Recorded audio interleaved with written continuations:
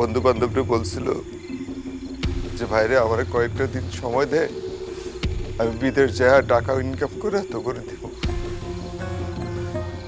এরপর ভাইজান গ্রামে আসলো বিদেশ যাওয়ার টাকা জোগাড় করানোর লাগে। অনেক লোকের কাছে ধার ছিল, কিন্তু কেউ ধার দিল না। শেষে ভাইজান সিদ্ধান্ত নিল জমি বেচনের। পরে আমার বাবার রেখে যাওয়া দক্ষিণ পাশের জমিটা তো আপনি কিনছিলেন আফতাব চাচা। হ, জমি তো আমি রাখছি, তারপর কি হয়েছে? সেই জমি বিক্রি করে আরো কিছু টাকা ঋণ করে ভাইজান দালাল রে দিছিল বিদেশ যাওয়ার লাগে।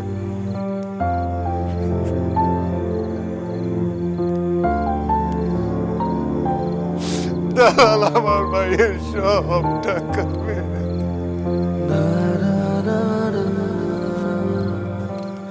আমার